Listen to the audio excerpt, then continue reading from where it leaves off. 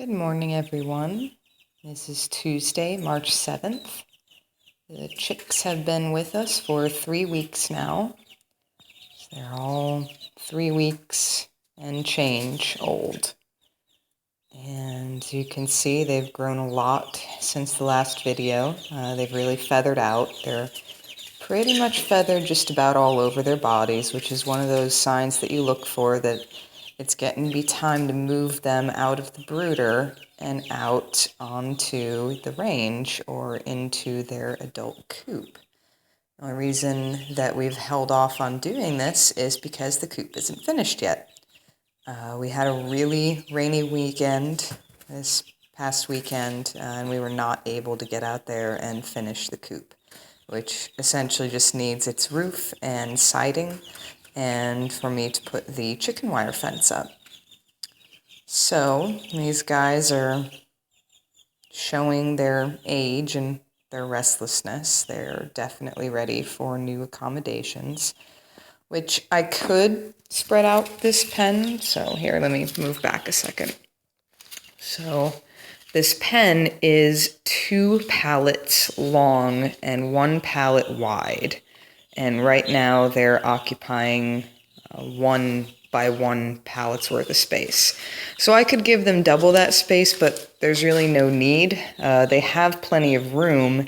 They're just ready for, new environment. Let's see if I can find my rooster here. He's been hilarious. Oh, there he is.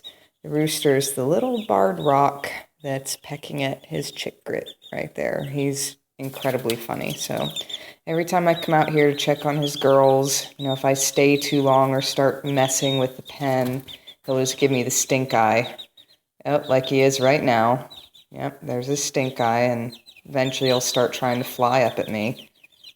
It's really funny. It's like, dude, you're about the size of my hand. Don't quite know what he thinks he's gonna do, but that instinct can be a little annoying. To protect his hens can be annoying for us, but it's really good for the chickens. That's the reason I decided to get a rooster. It's not because I intend on raising chicks from this group, because as you can see, it's a very mixed group, so God only knows what I'd be getting. Most of them lay brown eggs. It would be really difficult to actually tell who had laid the eggs, because chickens will get broody over other chickens' eggs occasionally. It's not always just over their own. So I didn't get him so that I could raise chicks off of this batch. This is kind of an experimental batch for me to figure out what breeds I like to keep as egg layers. I got him so that he would help protect the flock from predators. That's the other main function of a rooster. And I could tell you, I think he's going to do a really good job of that, because he's very, very alert and protective of his gals. So the setup has become really minimalized now that the chicks have figured out how to use their waterer. They're getting a lot of feed now. They're going through probably close to a pound of feed a day, maybe 3/4 pound. I don't know, I haven't actually been measuring it that closely, but I got a 25-pound bag this last weekend, and they've already gone through about 1/4 of it. So got some impressive growth ratios, which is one other thing I wanted to hit up in this video. So like I said, this is an experimental batch so that I can see what kind of laying breeds I like, but it's also to give me some idea in the future, if I decide to raise a broiler batch, if I would like to use one of these, what we call heritage breeds. Barred Rocks, that yellow-looking one is a Buff Orpington. This black one here is a Black Australorp. And the 2 little brown ones are Americanas. They're not candidates for broilers. They just don't have the right characteristics. They don't grow as large as the other breeds. But anyway, yeah, so I wanted to see what breeds would grow at what rate, and just kind of find out some of their other characteristics. And I have to say, if I were going to raise one of these heritage breeds as broilers instead of getting, say, Cornish crosses or, Red Rangers or Freedom Rangers or one of the other really high growth breeds, I think I would probably have to go with either the Buff Orpingtons or the Barred Rocks.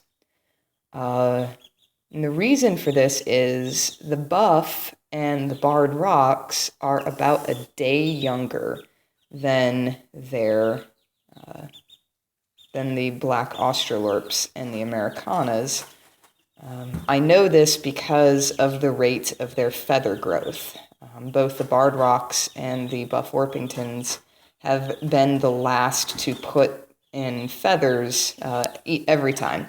So, when the chicks started, they got feathers first on their wings, then on their shoulders and back, their tail, and lastly, they've been putting them on the breast.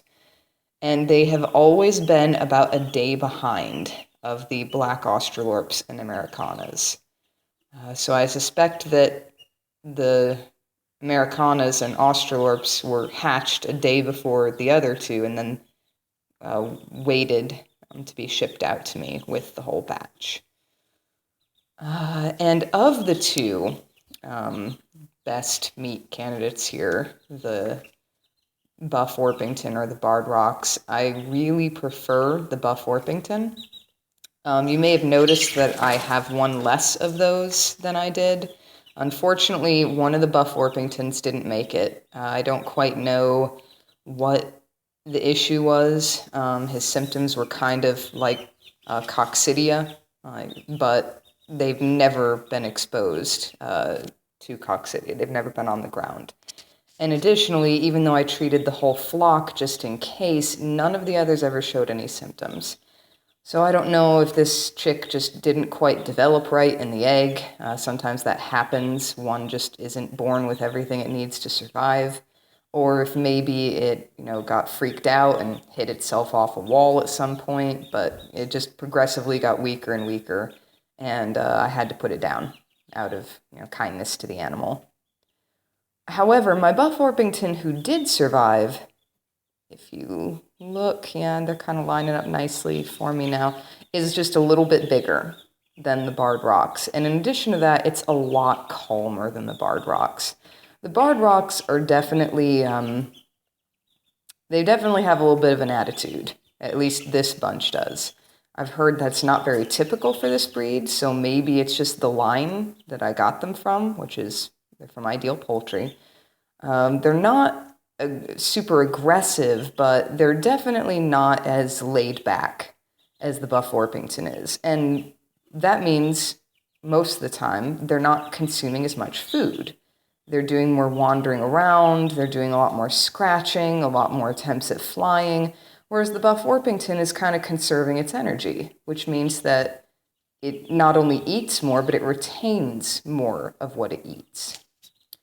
So, out of this group from Ideal Poultry, if I were going to raise a batch of broilers that were not Cornish crosses, but a heritage breed, I would definitely recommend the Buff Orpingtons from Ideal Poultry.